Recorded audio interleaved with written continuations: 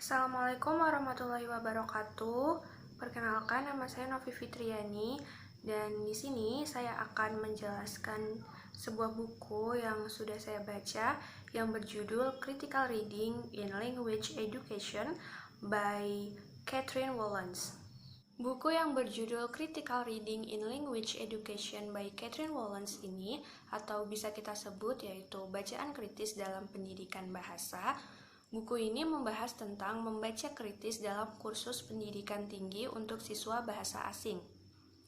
Buku ini diterbitkan pada tahun 2003. Ini adalah buku yang perlu diketahui dan harus dibaca serius oleh para guru bahasa, analisis wacana, dan literasi kritis.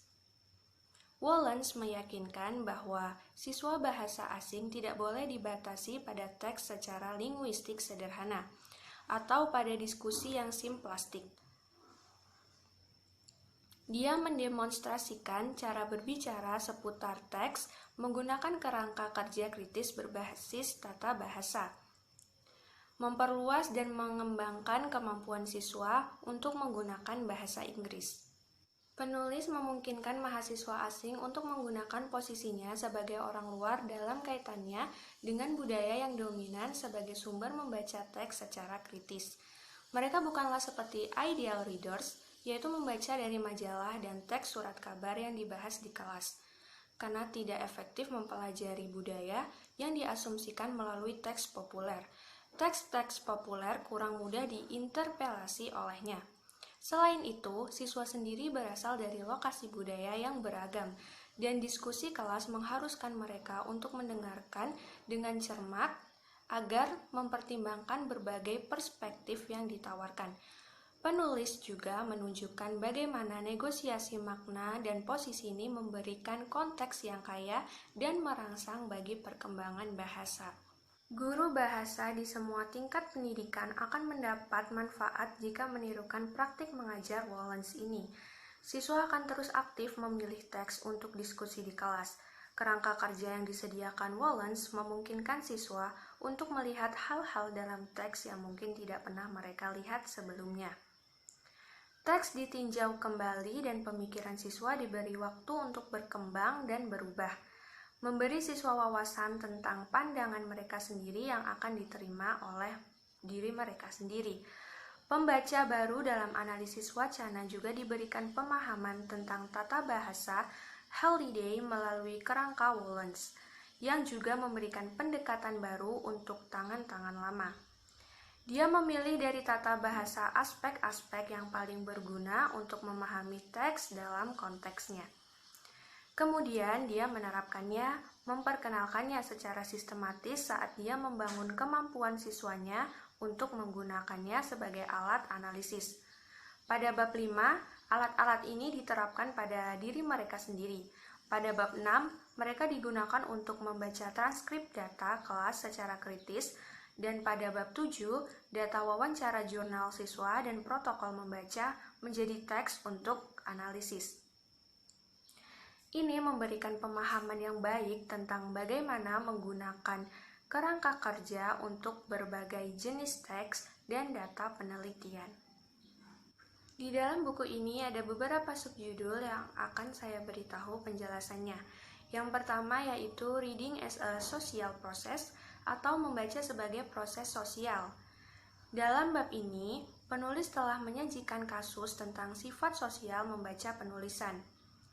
Dalam hal ketika kita menulis sebagai anggota komunitas, baik religius, akademis, atau profesional, teks yang merupakan hasil dari kolaborasi sosial ini adalah artefak sosial dari budaya itu sendiri. Subjudul yang kedua yaitu Critical Discourse Analysis and Critical Reading, analisis wacana kritis dan bacaan kritis.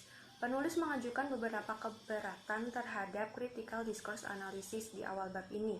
Mereka dapat dipresentasikan secara singkat sebagai berikut. Yang pertama yaitu pembacaan kritis is impossible.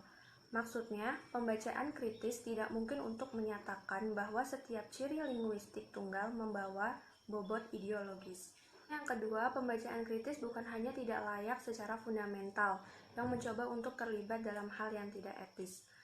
Ini adalah cara untuk memberitahu siswa bagaimana teks harus dibaca. Akhirnya, pembacaan kritis menjadi mubazir. Orang-orang sudah menjadi pembaca yang kritis, sangat mampu melihat cara teks memposisikan mereka atau keadaan peristiwa yang sudah tafsir. Tentu saja dalam kasus-kasus di mana peristiwa tersebut menarik dan relevan bagi mereka. Dengan kata lain, membaca kritis tidak bisa, tidak boleh, atau tidak perlu dilakukan. CDA mampu menyediakan beberapa alat untuk menawarkan jaminan yang lebih jelas pada interpretasi teks untuk mengganggu dan memberikan tantangan pada skema pandangan pertama yang didorong dan seringkali tanggapan yang intuitif dan efektif. Analisis kritis seperti jenis analisis bahasa lainnya tidak akan pernah lengkap. Namun, ini bisa menjadi iluminatif tentang cara kerja ideologi dalam teks yang mengelilingi kita dalam kehidupan sehari-hari.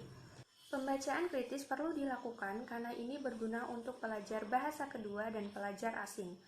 Bagi para pelajar yang menetap di negara-negara berbahasa Inggris, mereka mengembangkan keterampilan linguistik untuk mengkritik wacana rasis dan xenofobia yang sering merembes ke banyak teks yang mengelilingi mereka. Bahasa Inggris juga sebagai alat komunikasi internasional mengundang bacaan kritis. Bisa dibilang ideologi dan asumsi budaya yang tertanam dalam berbagai teks bahasa Inggris lebih banyak disebarluaskan dalam bentuk tertulis daripada melalui teks lisan. Teks bahasa Inggris tertulis dari berbagai genre, mulai dari budaya luar hingga tulisan akademis semakin memiliki otoritas universal. Para sarjana juga yang ingin menjadi bagian dari komunitas akademis internasional dalam sains atau kedokteran diharuskan untuk mempublikasikannya di jurnal Inggris dan Amerika yang menggunakan konvensi budaya khusus mereka sendiri. Subjudul yang ketiga yaitu Critical Pedagogy for Language Teaching. Bagi penulis, pedagogi kritis perlu mempertimbangkan faktor-faktor kunci berikut. Yang pertama, cross-cultural dialog, dialog lintas budaya. Dialog lintas budaya dapat dilakukan dengan berbagai cara, baik di dalam maupun di luar kelas. Salah satu cara yang disarankan oleh pendekatan etnografis yaitu di mana siswa, baik dari kelompok budaya dominan utama dan yang terpinggirkan, dapat membuat praktik budaya mereka sendiri. Dalam prosesnya, mereka menegosiasikan berbagai pemahaman budaya yang berbeda tentang pengetahuan konsep kunci dalam studi bahasa kritis.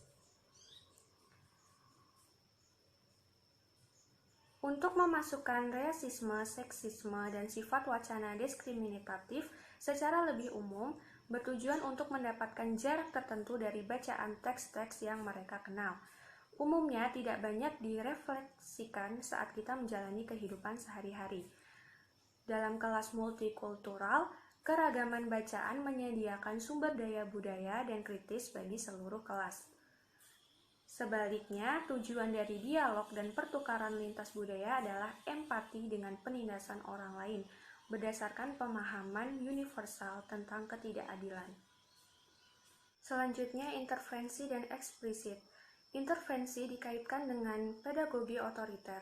Semua guru perlu menghadapi situasi ini. Namun, ini mungkin lebih relevan dengan bentuk pedagogi yang berkomitmen kuat. Apa yang dapat kita lakukan adalah membuat tujuan kita dalam pengajaran dan kecenderungan ideologis dan politik kita sedetail mungkin. Tujuan singkatnya untuk membuat latihan kita terlihat. Yang penting kita dapat membuat tantangan ke posisi kita sendiri seperti halnya ideologi dari teks yang dipelajari. Selanjutnya adalah alat untuk analisis dan kritik. Jika guru memang mendominasi atau memanipulasi siswa, maka siswa memerlukan alat linguistik untuk berbicara kembali. Sebuah metalanguage dapat membantu siswa untuk mengumpulkan sebuah bahasa baik untuk menantang guru, dan lebih khusus lagi untuk kritik tekstual. Alat tersebut mungkin terlalu rumit atau berat untuk melakukan pekerjaan yang diminta. Dan ini merupakan potensi bahaya dengan kerangka tata bahasa yang disediakan di kelas membaca kritis. Dalam penelitian ini, seseorang dapat memperdebatkan tingkat kekhususan yang paling memfasilitasi analisis dan kesadaran. Meskipun demikian, Beberapa jenis kerangka bahasa tidak hanya menyediakan seperangkat istilah linguistik khusus untuk kritik tekstual, tetapi juga cara mengkonseptualisasikan bahasa secara luas. Selanjutnya yaitu literasi Inggris. Jenis wacana yang dimainkan dalam debat dipengaruhi oleh literasi, khususnya oleh akses ke teks cetak kontinu yang relatif formal. Judul yang keempat yaitu The Research Methodology for the Classroom Study atau metodologi penelitian untuk studi kelas. Di sini penulis mengatakan dimensi kritis kita masih menyisakan dilema sejauh mana kursus membaca semacam itu bisa disebut kritis. Dan penulis bertanya, bisakah kita berbicara tentang tingkat kekritisan atau pertumbuhan kritis? Meskipun tidak mungkin untuk mengukur kekritisan dalam arti yang penulis inginkan, itu tidak berarti bahwa penilaian atas ketiadaan atau keberadaannya tidak dapat dicari. Perspektif kritis mencakup semua mode wacana yang dipertimbangkan di sini. Ia tertanam dalam kritik tekstual, tetapi juga pembicaraan kelas di sekitar teks dan komentar, baik lisan maupun tulisan, yang muncul dari refleksi pada teks dan kelas.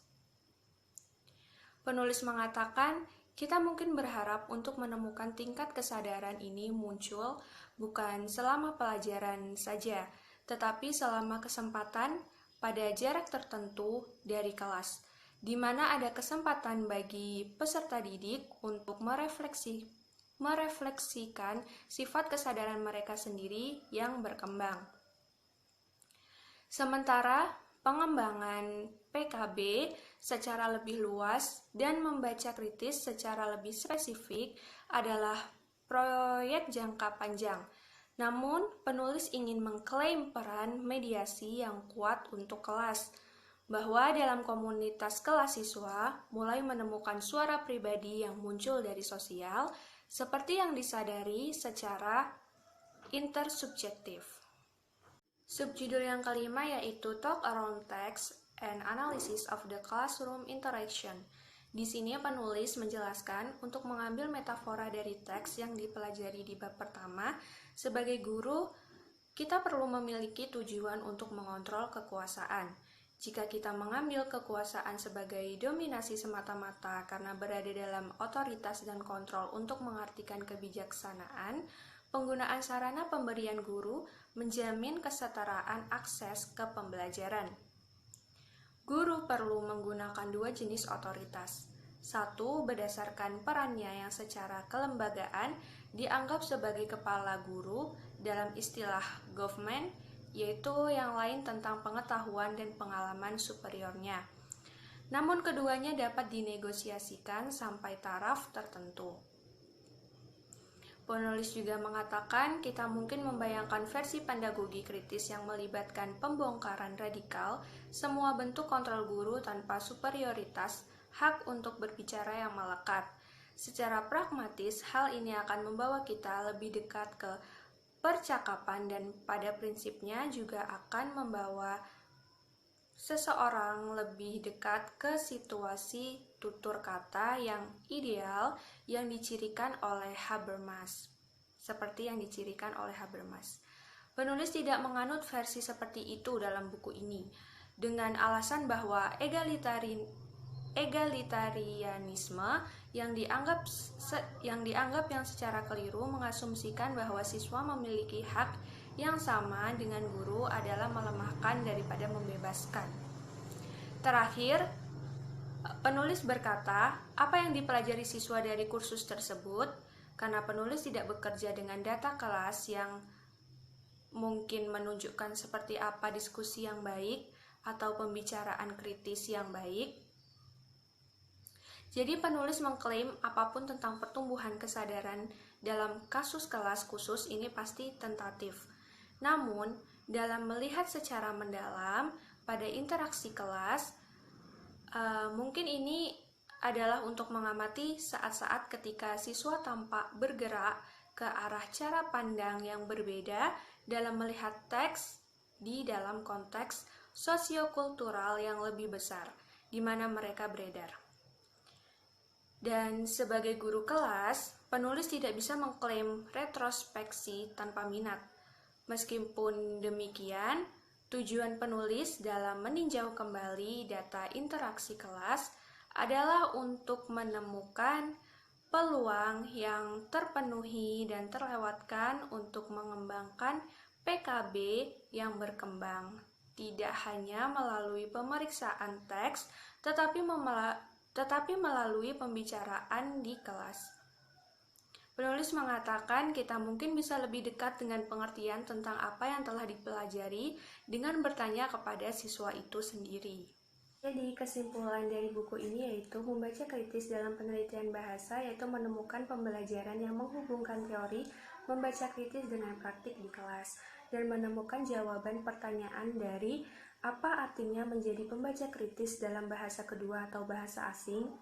Dengan latar belakang studi dalam analisis wacana kritis dan kesadaran bahasa kritis, pertanyaan ini dieksplorasi dalam konteks yang lebih luas dari bahasa dan komunikasi dalam pengaturan ruang kelas. Buku ini membahas perbedaan antara membaca konvensional dengan membaca kritis, dan jenis teks serta tugas yang mendukung pedagogi membaca kritis. Di dalam buku ini banyak contoh praktik bahasa kritis dari seluruh dunia ditampilkan. Dan inti dari buku ini adalah studi mendalam tentang satu kelompok pelajar multibahasa dan multikultural tertentu. Buku ini mengamati dengan seksama bacaan kritis para pembelajar dari teks dalam konteks kelas dan dari cara mereka belajar dan menanggapi bacaan kritis, baik sebagai alat untuk belajar di kelas bahasa dan sebagai sumber untuk masa depan mereka sebagai pengguna bahasa Inggris di era global ini. Nah, jadi buku ini tuh sebenarnya lebih dikhususkan untuk para guru bahasa atau para peneliti. Karena di dalam buku Catherine Wolans yang berjudul Critical Reading in Language Education ini banyak sekali mengandung cara-cara atau metode untuk pengajaran di kelas, dan di dalam buku ini juga banyak beberapa contoh soal dan bacaan kritis, jadi untuk menambah wawasan para guru pembelajaran. Jadi inilah hasil resum buku yang berjudul Critical Reading in Language Education by Catherine Wolans. Mohon maaf jika banyak kata atau kalimat yang sulit dimengerti atau tidak jelas, dan mohon maaf juga jika masih banyak kata-kata atau bahasa baku. Saya akhiri, wassalamualaikum warahmatullahi wabarakatuh.